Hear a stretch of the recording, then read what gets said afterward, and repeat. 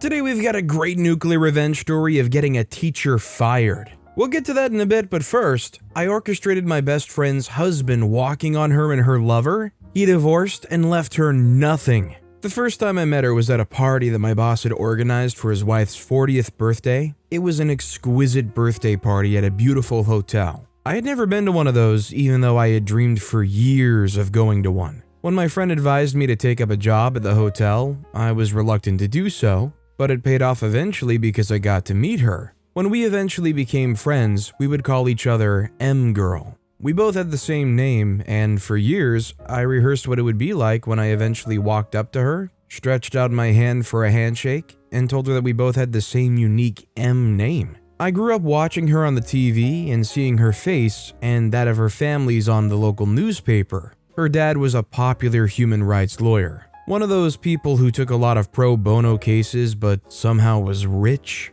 Her mother was an expert dressmaker. She never quite expanded her dressmaking business but was most interested in making clothing for her family. She used to make comments with pride about abandoning a career in designing and tailoring to cater to her family. A comment that irritated my mother, who was, at the time, overworked and tired of being the breadwinner of our family. Her mother did make good clothing for the family. Whenever she and her sister's picture were in the papers or they appeared on TV, they both were always dressed in gorgeous dresses and fine fabrics and colors. They were the perfect family. Her mother was the perfect wife and mother, and her father was a noble man, always there to save the weak and downtrodden. He had come from a wealthy family himself. Her grandfather was a wealthy lawyer and businessman, and her uncle took over her grandfather's company and was one of the richest men at the time. Her dad had declined a career in business and was more interested in learning the law and defending people and their political and social rights.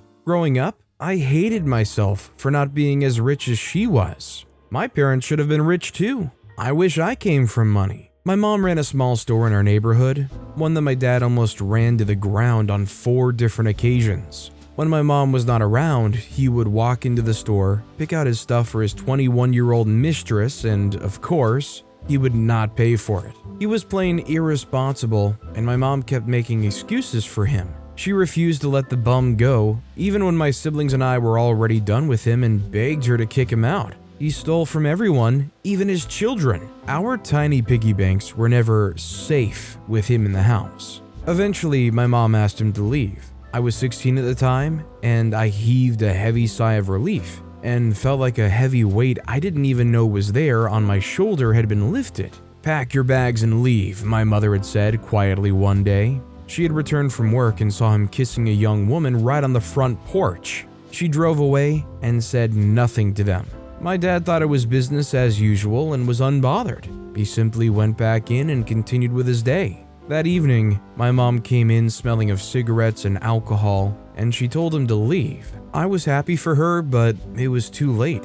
She had lost her mind. She let him stay and break her soul for years, and she was unrecognizable after he left. She soon fell ill, and that was it. She died. Did my mom's death hurt me? Yes. But I wasn't sad because I'd lost a mother. I was irritated at the life of a woman who practically lived for a man who did not care about her. Anyway, this isn't about my mom, but my best friend. We were poor. My mom had 4 of us to take care of, and she did it all alone. I watched my sisters and brother make bad decisions and ruin their lives, and while I didn't blame them, I promised myself that my life would follow a different pattern. I may not have grown up in a wealthy family, but I was going to ensure that my children did. I knew just what I had to do to get where I wanted to be, and I knew what I had to use: my beauty. My beauty was, and frankly still is, my biggest talent. Come on, don't roll your eyes at me. Beauty is a talent, for it's one thing to have it, and another to know how to wield it. I was going to make a name for myself. I was going to make money, and I didn't care if I had to be a mistress to 5 wealthy men. I was going to do whatever it took to have a family like one of my best friends that I'd seen in pictures. Years later, I had met the girl I dreamed of befriending for years, and not only was I interested in being friends with her, but she also wanted to be my friend too. Nearly everyone wanted to be friends with me. That was the way the world worked, and I had just had a breakthrough in my modeling career. My friend soon became my best friend. We went everywhere together, and when her millionaire boyfriend asked her to marry him, she asked me to be her chief bridesmaid. All was well with us until I met a young basketball player one summer. I fell in love with him instantly. He wasn't as rich as the men I was used to, but he was young and extremely attractive. "Are you in love with him?" my friend had asked when she caught me staring at him at a beach event. "Yes," I smiled shyly. "I've never felt this way about anyone," I told her. "I mean, I swore to never fall in love, but look at me, falling harder than anyone I've seen in love." "I'm happy for you," she said and rubbed my kneecaps gently. The next few days after, my best friend and I planned different ways to put myself on his radar. A guy that is that attractive will usually have many women chasing after him. "You must never appear to be chasing him," she warned. "Of course not," I agreed. When he asked me out to lunch at the private beach that day, I excitedly told my friend and we planned my outfit. We went on a date and it was nice. He was a perfect gentleman, opening doors, pulling out my chair and listening to me so attentively. I had never met a man who was that interested in what I had to say. The guys I went out with hardly wanted to hear me speak. They were content to just watch me. Sitting so close to him, I became aware of how incredibly handsome he was. He had the tightest jaw I had ever seen. After a while, I asked him if he'd ever considered a career in modeling. He smiled, showing those perfect, even teeth. He certainly had done some work on them, but they looked very real, very fitting of his beauty. He would never consider a career in modeling. "It's just not my thing. I don't like to imagine people staring at me and thinking of sex. It would kill me. No offense to you." He was being careful because I was a model, and I respected him for that, even though I sensed he had more to say. People often think that models are airheads and bimbos who have nothing intelligent to say, but I was going to prove him wrong. Just as I was about to start a conversation that a man like him would consider an intellectual topic, I saw my best friend walk in with her husband. It wasn't unusual for her or her husband to be there. It was a luxurious hotel with great food. It was a place where rich and affluent people would eat. I wondered if I'd told her that my date was bringing me there. "Oh, hello," she called out to us and waved. She then pulled her husband, who looked very uninterested, to our table and introduced the men. "What a pleasant surprise." I managed a fake smile. "You're welcome to join us," my date offered. "No, I wouldn't want to disrupt anything." He smiled, stood, and pulled out a chair for her to sit on. Our table was large enough anyway. Soon enough, they made their orders and my best friend began chatting away with my date. I noticed that she had that special voice on, the one she used when she wanted to impress someone. They soon got talking and chatting away. I stole glances at her husband. Surely he must be annoyed about what was happening, but he barely cared. He was too busy with his phone. In annoyance, I excused myself to visit the ladies' room, expecting that my best friend would come after me. But she was too engrossed in her conversation and laughter with my date to even respond when I told her I was leaving. After that date, he never reached out to me again. The one time I ran into him at another beach event, he merely asked me to say hello to my best friend. I was jealous, and rightly so. She knew I was in love with him, yet she came to our table and seduced him. I decided I was going to forgive my friend and move past it. She probably didn't know she was interrupting our date when she did. She was probably bored. Who wouldn't be? If I were married to her kind of husband who barely gave her the time of day, I'd be bored too. For a week, I barely saw her. Twice, I ran into her at a fashion show. I walked in, but we only exchanged eye contact and left. I invited her to my tiny apartment after the week passed. I was moving out and had been boxing my stuff. The apartment was awesome when I first moved in, but it had become too tiny for my stuff. She looked around carefully and begged me to give her my apartment. "It is just perfect for me," she said. I looked at her as though she was crazy. She and her husband had the finest apartment I'd ever seen. There was no way she wanted to live in my old apartment, and I told her this. "Oh, it isn't for me," she said, grinning like a child. I raised my brow, frowning. "Who is it for?" I asked, wondering what my new hobby my friend had taken interest in and wanted to use my apartment for. Perhaps she wanted to start a book club. Rich bored wives were always starting something new. She said, "Listen, I've done something terrible," whispering and looking around for a listener even though we were all alone. I moved closer to her. "What happened?" I asked, almost whispering too. She then told me that she was having an affair with the professional basketball player, the one I was in love with. At first, I thought she was joking. It just had to be a joke, so I burst out laughing. I only stopped when I noticed the serious look on her face and her pout. Her pout was one of someone who always got everything they wanted and dared anyone to raise an eyebrow. I was shocked. "Are you serious?" I asked, managing to conceal how betrayed I felt. She said, "Yes, I know you liked him, but he was in love with me. He told me that he had been for a while, and who wouldn't want him, eh?" I smiled and rubbed her shoulders. "Okay, honey. Well, what about your husband, though? Are you going to leave him?" She looked at me as though I was stupid. Of course not. Not only was my married best friend having an affair with a man she knew I was in love with, but she was also asking to use my apartment for their rendezvous. I agreed to let her use it after I had moved out. That night, I cried myself to sleep. I felt like a serious injustice had been done to me. A month later, I moved out of my apartment and the basketball player moved in. I had become irritated by him. What sort of self-respecting man allows himself to be kept by a married woman? I was going to get my pound of flesh, but was going to take my time.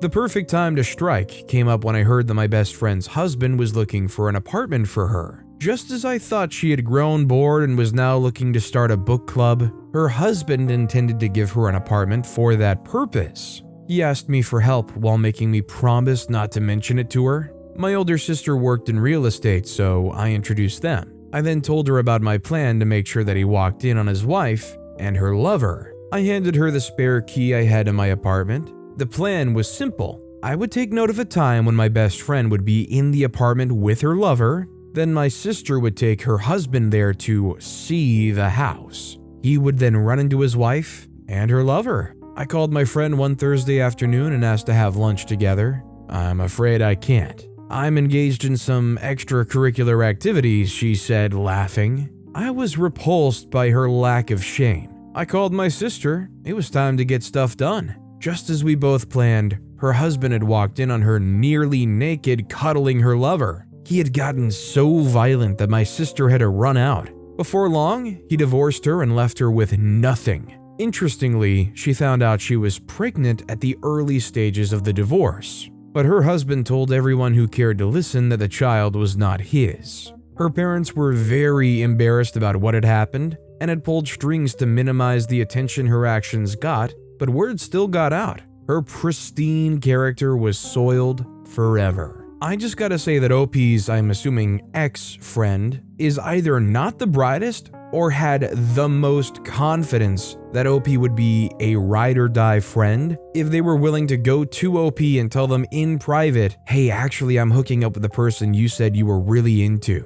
I just don't understand how they could say that with such confidence, assuming that OP would be completely okay. That said, our next story is, teacher was a jerk, so I got him fired. Back in high school, there was a time I was sure I wasn't going to graduate. That thought usually kept me up at night, because at the time I had the notion that the only way to succeed in life was to go to college, get good grades, and get a job as a corporate lawyer or a hedge fund manager somewhere. But I was so sure this was out of reach for me. Why, you ask? Well, because I had a teacher, we'll call him Mr. A, who decided that instead of trying his best to help the growth of teenagers with the potential to change the world, it would be better to spend every waking hour trying to make them feel like failures. Seriously, Mr. A was a real pain in the butt. Aside from being condescending and arrogant 100% of the time, he was also a racist. He had this mentality of white skin supremacy, and even though he doesn't say this out loud, he shows it in how he treats the white and colored kids in the class. Personally, I'm sure that every night before he goes to sleep, he usually recites and reminds himself of all the reasons why his race is supreme and should be gods of the world. Anyways, this didn't bode well for me and some of the other colored students in the class. No matter how much we tried in his subject, English, we never got A's or B's. And anytime we complained, he usually had one excuse or the other on what we did wrong. If we tried arguing with him, we got detention. So we decided that we had had enough, and we got him fired. Now, I appreciate that our means of getting justice was a bit wrong, but you will all agree with me that he had it coming. Besides, if we didn't do it, Our futures were at stake. To better your understanding of the story, I have to start at the top. My mom and I had to move away from Philly because my parents got divorced. When that happened, she actually got the apartment, but she decided that she couldn't stay in it. You see, she caught my dad cheating, and it wasn't his first time. They had settled it amongst themselves before once or twice, but that time was the last straw, and she just couldn't take it anymore. So after the divorce was finalized, she sold the apartment and we moved to a new city. The change was not especially pleasing to me because I had a lot going on in Philly. I was one of the top tier students in my class, and I had lots of friends. I even had a girlfriend, but with the move, we decided that we were too far apart to maintain our relationship, so we had to break up. That wasn't even the worst problem. Even when the divorce trial was going on, Mom moved us out of the house and we were staying at a motel. We had just resumed high school freshman year at the time. After it was finalized, the semester was not yet over, but Mom made us move anyway. So when we got to the new city, I had to start a new school mid-semester. It was either that or being homeschooled, so I decided to start the new school. The next Monday, immediately after we moved into our new apartment, I got up early and got my breakfast. My mom and I didn't talk much that day because I was still kind of pissed at her for not allowing us to stay in Philly, at least until I finished the school year. I knew that it wasn't her fault and she has a lot to deal with, but still, I was pissed and I couldn't help it. She offered to drive me to school because she had an appointment at a firm where she had applied for a job, and it was on the way to my school, but I declined. I told her I needed to get to school myself so I could get used to the road and the city, and she said okay. I got to school a few minutes before the first bell, and I went to the principal's office for the necessary registration. Then he took me to my first class and introduced me to my fellow students. Then I took an empty seat at the back of the class and had the first class. At the end of the first class, which was physics, I went to the hallway to get my books for the next class, English. As I got to my locker, I turned to the side and saw two guys step out of the physics class. They were both black, like me. They turned to me and waved. I waved back and they walked over to me. Then they said hi and introduced themselves. The taller one was Hakeem, while the other was Dylan. Then they asked why I resumed mid-semester. I didn't want to tell them about the divorce because it was kind of personal, so I just simplified it by saying that there were some issues with the family. They nodded in understanding and asked if I was coming to English class. I said yes and picked up my note. Then we walked together to class. As soon as I stepped into the class, I saw Mr. A looking into a notebook. As he turned his gaze up to face me, I noticed a slight frown on his face. Then he motioned for me to come over. I tried introducing myself, but he didn't seem to care about that. All he asked about was how I think I was going to cope by resuming halfway into the semester. I explained that the situation couldn't be helped, but before I could complete my explanation, he said in a not-so-kind tone that I should have opted for homeschooling till the end of the semester, because he didn't like students dragging him behind with his lesson plan. I was really surprised at his attitude towards me. I was a new student, and I kinda expected that he was going to take it easy with me on my first day. It wasn't like I was looking for special treatment though, but at least. Anyways, I explained to him that English was one of my favorite subjects, and I was going to do the work to catch up to where the class had gotten, if I hadn't gotten there already. We ended the class less than an hour later, but I wish I could say it ended without hassle. I was taken aback by the way the teacher, Mr. A, taught. Throughout the class, he made snide comments and jokes about colored people. Most of the time, he would derail from the teaching flow just to make his joke. And at the end, he would try to cover up by saying that he meant no offense. By the end of the class, I walked up to Hakeem and Dylan and asked them what his problem was. They merely laughed it off, saying that Mr. A had always been like that, so they had gotten used to it. Gotten used to racism? What the heck? I asked them if they had tried to report his behavior, and they said that it was no use. For some reason, the other teachers and students like him, so they don't take any allegations against him seriously. Besides, the last person to report him was a senior who was failing all his classes. He had told the school authorities that Mr. A was targeting him because he was colored. He might have been taken seriously if he was doing well in other subjects, but since he wasn't, they decided that he was just being vindictive. Dylan told me not to worry about it, and that I was going to get used to it soon enough. But that wasn't all. The Friday of that same week, we were having a pop quiz. Like I said, I was a top-tier student in my former school. I didn't get there by spending all my time watching everything DC. Every day after school, I took a few hours of my time to read up on what we had done the day before. And because of this, no pop quiz or test ever fazed me. I finished the test a few minutes before anyone else in the class. And without breaking a sweat, by the time he marked and distributed the results, I got a C. I could not believe my eyes as I stared down at the letter C boldly written with a red marker on my paper. It had to be some kind of mistake, I told myself. So I went back to Mr. A to complain about the result. I could tell that he was pissed that I was bold enough to contest my result, but I didn't care. I was sure I was supposed to get an A on that quiz, and he was going to explain how I got a C. He gave me a bogus answer about technicalities and how he taught his students to answer questions. I didn't understand half of what he was saying, and I told him that immediately. When he continued to defend the grade he gave me, I lost it and yelled at him. To be fair, I was pissed already because my mom and I had a fight at home about something. I can't really remember what it was. He immediately gave me a detention. I could not believe it. I had never experienced anything like that in my former school. I had always known that some teachers could be jerks, but I didn't expect it to be like this. That same day, I complained to Dylan and Hakeem, but just like the other days, they just laughed it off and told me to try to lay low in his class. They explained that it was only going to get worse if it seemed to Mr. A that I was trying to challenge his authority. I asked them what they scored, and they said they also got the same grade as I did.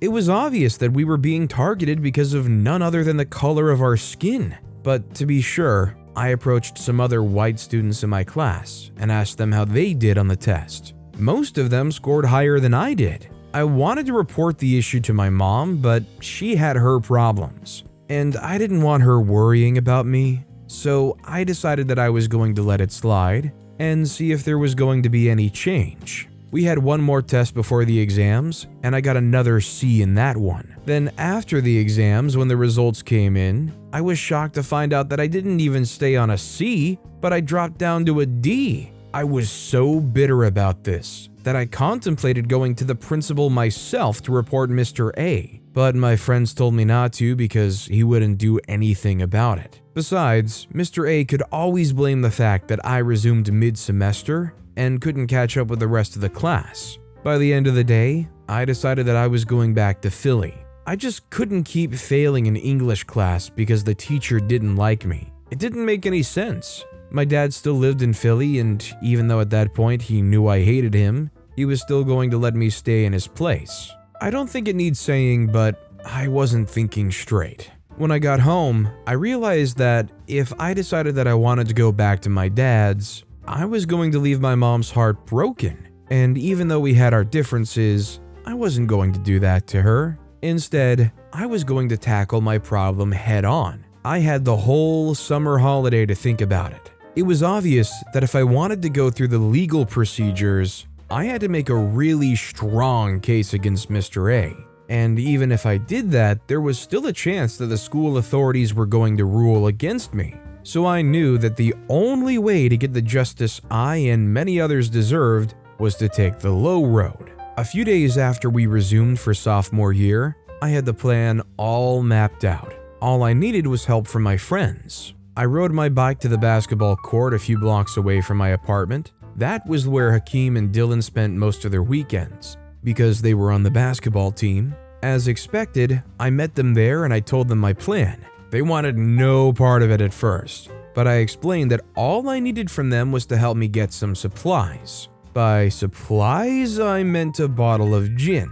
Then, one day during lunch break, after Mr. A left his office, I told Hakeem and Dylan to be on the lookout while I snuck into his office and picked the lock of his drawer. Then I dropped the bottle inside and hurried out. The initial plan was to put some into his water or coffee or whatever he was drinking so that he could fail the breathalyzer test, but his table was clean, no water or drink in sight, so I had to improvise. I sent an anonymous note to the principal saying that I saw Mr. A drinking from a bottle of liquor the day before. Because I said the day before, it meant that even if he had passed the breathalyzer test, the fact that the bottle was still in his drawer, it meant that maybe he didn't drink that day he was caught, but he did the day before. The principal, along with the janitor, went to Mr. A's office and told him of the letter. He promptly denied it and even went as far as telling them to search his office. When they checked his drawer, they found the half-empty bottle of gin, which I had hidden.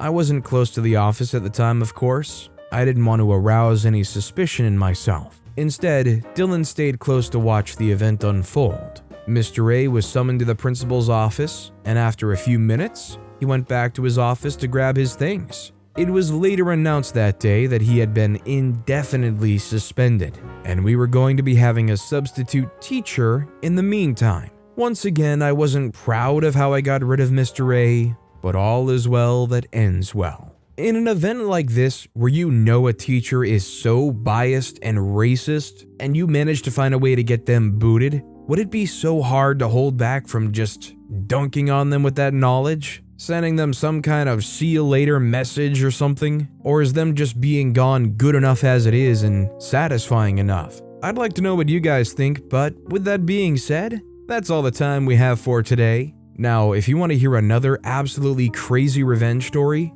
check out that video on the left. Or if you missed my latest video, check out that video on the right. That said, I'll see you all next time with some more stories.